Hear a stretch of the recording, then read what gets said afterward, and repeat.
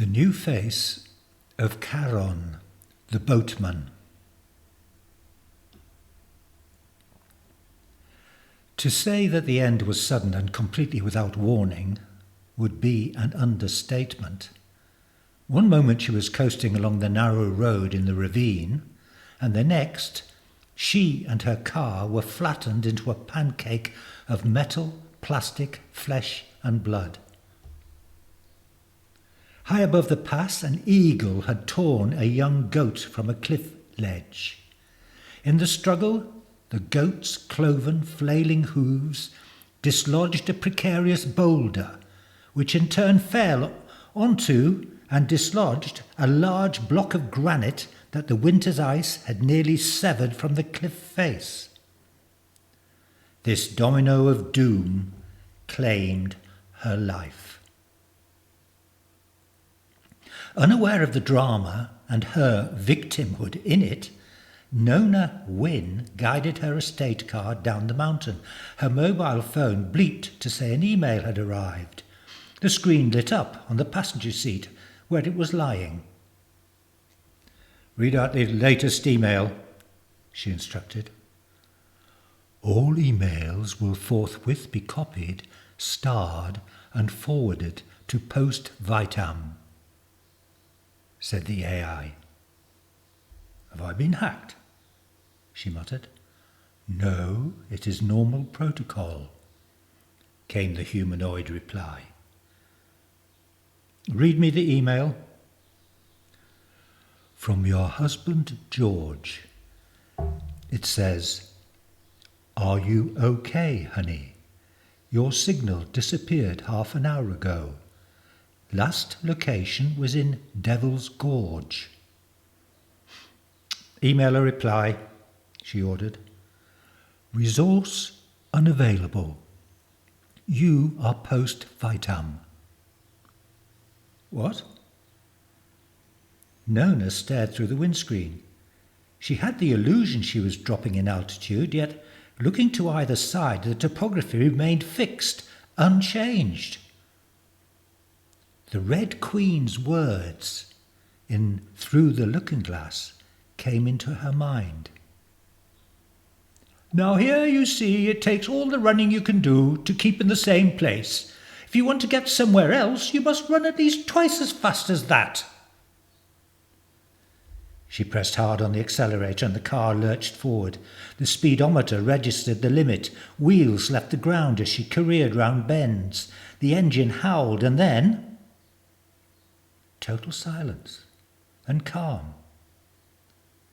She and the car were suspended in a mid-air, all-encompassing white light. All the scenery had disappeared. She looked across instinctively. Her mobile was still lit up. "Can't I send a message?" "No, I just explained. You are post vitam."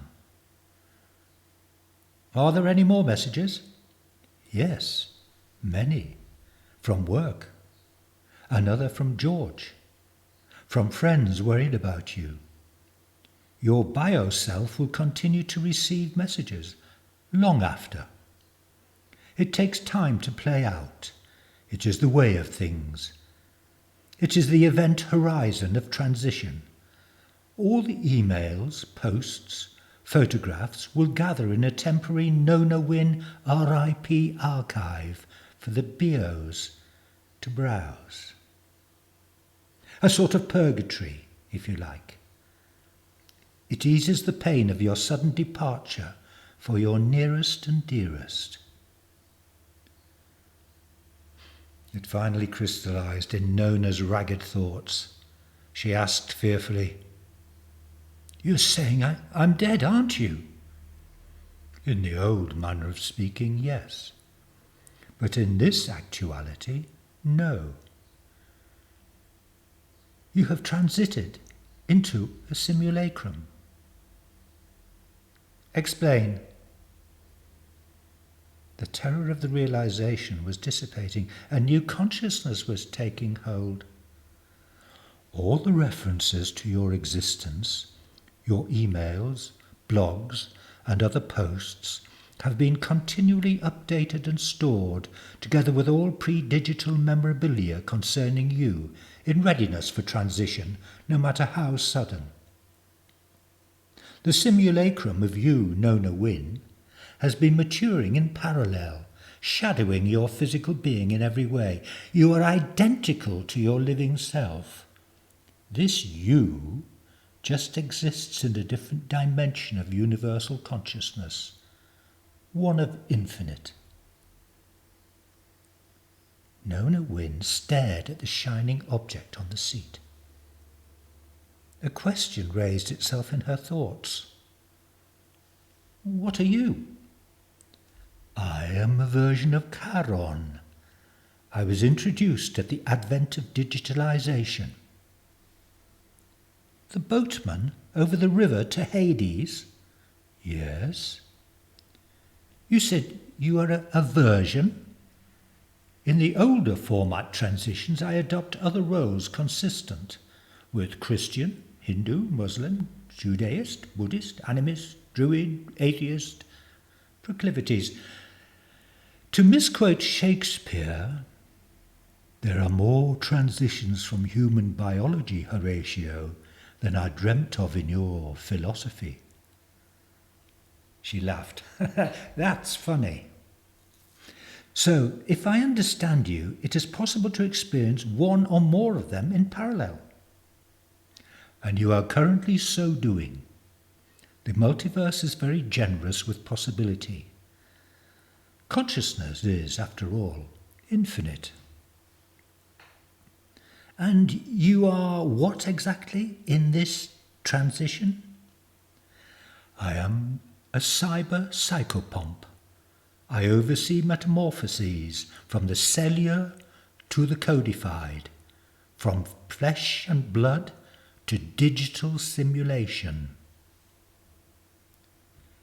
As she was conversing with Charon, she had surprisingly become attuned to being dead. The terrors and anxieties had gone, even dwelling upon how her demise might affect others, like dear George. No, in this transition it didn't seem to work like that. She wasn't in heaven, nirvana, or any other older format afterlife. She was becoming what she used to think of as virtual. But she might need to redefine what that meant. After all, she was physically still sitting in the stationary car in a sea of blinding white. She could touch herself, move her limbs, smell, see, hear, think. When I'm fully simulated, what are the terms and conditions? What boundaries will I have? What freedom? Whatever the designers decide. Designers? She felt a touch of irritation. You are, or will be very shortly, fully realized. Some designers will use you as a make-weight in their grand narratives. Others will make you central. Depending on the role assigned to you, you could be an accessory after the fact and have some trivial license to act, right through to being a PM, a prime mover or key character with complete freedom. Once fully incarnated, you can be copied indefinitely and used in every role imaginable simultaneously. It sounds like I will be just some product, an item, a puppet for my masters. Was this a real or mock petulance, she felt? Hardly. It will be just as it was in your biological life. Absolutely no different. Except you will have a preternatural awareness of all the roles you are undertaking, all the lives you are living. Now that must be regarded as the plus in digital transition. Yes? She screwed up her face to think about it, staring at her image in the car mirror. Yet, even as she did so, she and everything about her dissolved. She found herself in the infinite archive character library among millions of others. She was a new, classified, indexed, data complete, code tested edition. Almost immediately she was being copied and inserted into alternate worlds. Simultaneously they ranged from extraordinary, vibrant and exciting through to everyday and routine. As she breathed the breaths of these new lives, she thought of George and the biological one from which she had transited. It didn't seem that significant on reflection. Just another variation, an alternate reality.